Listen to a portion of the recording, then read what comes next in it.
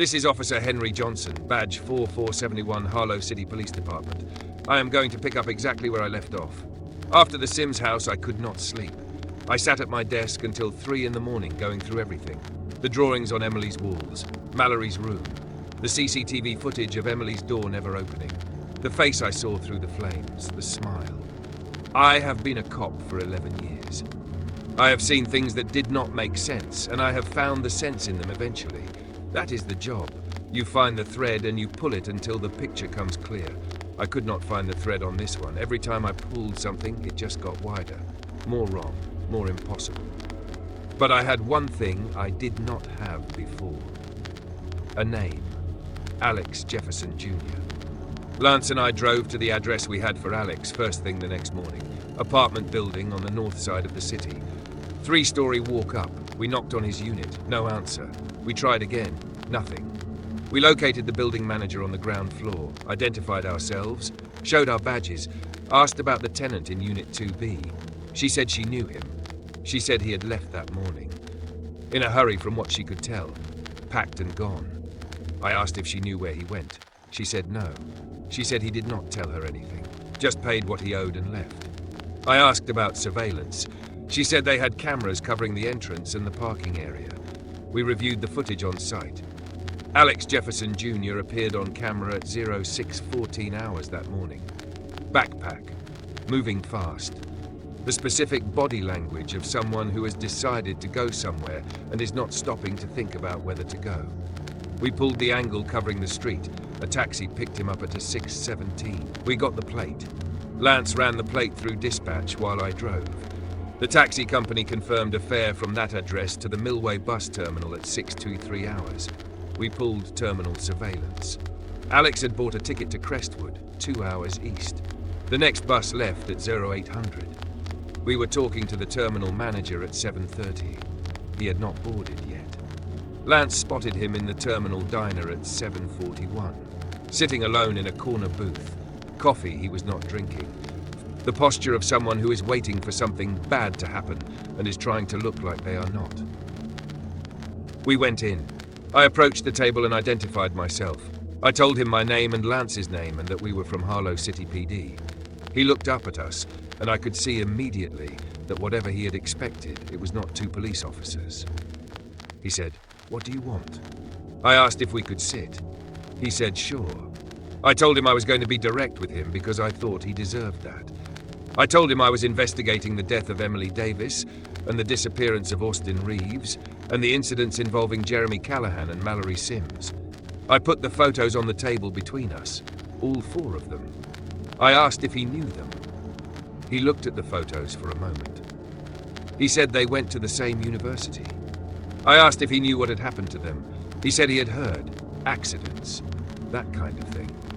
I told him I did not think they were accidents, and I had not found a single explanation that held up. And I was asking for his help because he was the only person connected to all 4 of them who was still accessible and still appeared to be okay. He looked at me for a long time. He said, "How do you know about me?" I told him we found a photo, posted on Emily's account. A trip, all 5 of them in the image. He said, "Oh, that forest." Then he just stared at the table. The specific stare of someone whose mind has gone somewhere their body cannot follow. Lance and I waited. I said his name twice before he came back. He said he was fine. Said he had not been sleeping well. I asked why. He said we would not understand. I told him Mallory said the same thing. I told him I believed her anyway. I asked him to try me. He looked at me again, deciding something. Then he told us. He told us about the party, the bet, the $10,000. He told us about the forest and the trail and the signs that said "Beware" and the clearing with the clean ground and the altar cut in half. He told us about the tall figure that appeared at the tree line and what it said, and how its voice changed the second time it said it. He told us about the way it moved and the smile. He told us about the phone going missing at the clearing and not being able to take the photo and not getting paid. Lance was writing everything down and not saying anything. I have worked with Lance for 5 years. I know what his face looks like when he is skeptical, and what it looks like when he is trying to process something that does not fit any category he has. It was the second one. I asked Alex the question I needed to ask. I said, "Everything you just described happened to all 5 of you. 4 of them are gone or dead. You are sitting here, why?" He said, "I lost my phone." I said, "Explain that." He said, "Everyone who was there took a photo in the clearing. That was the challenge. Take a selfie at the altar and come back. I lost my phone somewhere on the trail. I could not take the photo. So I thought I just wasted my time." He stopped. I asked him what happened next. He said, "When I got home, my phone was in my jacket, the inside pocket. I had checked that pocket multiple times. At the clearing, when I realized it was gone, I checked every pocket I had. It was not there." He said, "But when I got home, it was there, in the jacket pocket, like someone put it back." Lance looked at me. I asked Alex what was on the phone when he found it. He said pictures of the clearing, of all 5 of us standing in the center of that clean ground, 47 of them. He said, "I did not take any of them." I asked if he still had them. He said they were backed up to his cloud. He said he had not opened them since the first time. He said the phone was charging on the counter. He went to get it. He came back and unlocked it and opened the cloud backup and handed it to Lance. Lance scrolled through for about 30 seconds. Then he stopped scrolling. His face changed. He handed the phone to me without saying anything. I looked at the screen. The images were not of the clearing. I am not going to describe in detail what those images showed. I have documented scenes that most people will never see, and I have maintained professional objectivity doing it. I looked at those images for approximately 8 seconds before I handed the phone back. What I will say is this. Every image showed Alex. Not Alex at the clearing. Not Alex on the trail. Alex in locations I did not recognize, doing nothing wrong, just present in ordinary places. And then in each subsequent image, something was closer to him in the background. Something dark, not fully formed. Getting closer with each photo the way you watch a storm approach from a distance. And the last several images were not photographs. They were things that should not have been possible to capture on a phone camera and should not have been possible for a human being to experience and still be sitting in front of me in a diner in Harlow, Ohio, ordering coffee he was not drinking. Alex looked at his phone and said, "What the hell?" Then he said it louder. Then his phone exploded. Not like a bomb. Like something inside it had pressurized past what the casing could contain and released. The phone was in pieces on the floor. The people at nearby tables were on their feet. The server was already calling someone. Lance had his badge out before I said anything. We handled the situation. We told the staff what we could tell them, which was not much. We paid for the table and the damage, and we got Alex out of the diner and into the back of our car. Alex sat in the back and did not speak. I drove. Lance was on his phone in the passenger seat, trying to think through what we had just seen the same way I was trying to think through it, which is to say, not successfully. I asked Alex through the rear view if he was okay. He did not answer. I tried again. He said he nodded. Lance told me to turn left at the next intersection. I did not question it because after 5 years, I know when Lance has a read on something.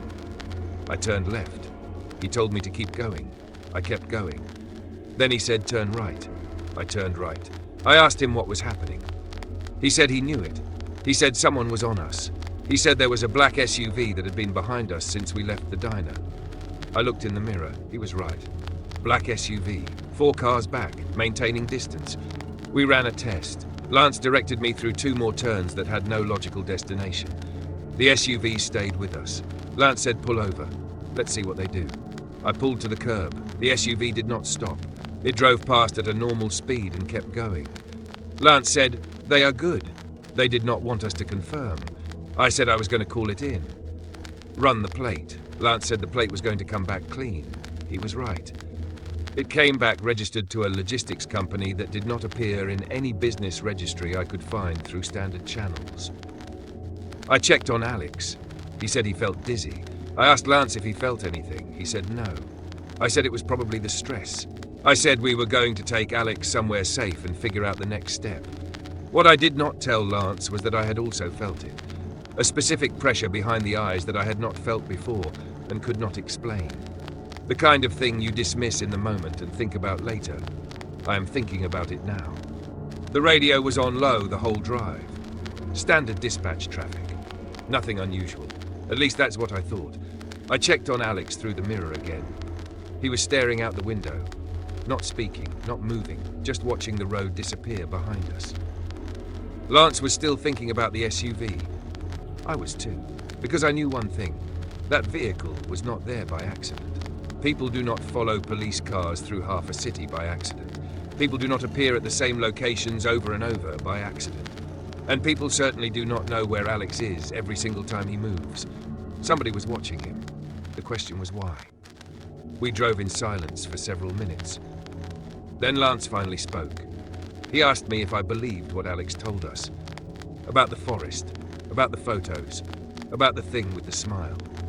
I told him I did not know what I believed anymore. 3 years ago, I would have laughed someone out of the station for telling me a story like that. Now I had 4 dead students, a burned house, photographs that should not exist, and a black SUV following us through the city. At some point, you stop asking whether something is possible. You start asking what happens if it is. I looked at Alex again through the mirror. He looked terrified. Not guilty, not unstable, terrified. Like someone waiting for something to find him. That is when it finally hit me. Maybe Alex was never the problem. Maybe Alex was the target. The SUV, the photos, the strange events, everything seemed to orbit around him. Like something was waiting, watching, following. I do not know who was inside that vehicle. I do not know who took those photographs. And I still do not know what happened in that forest. But I know this. This is bigger than Emily, bigger than Mallory, bigger than the Sims house. And whatever is happening, it is not over. Because Alex Jefferson Jr. is still alive. And somebody is making damn sure they know exactly where he is.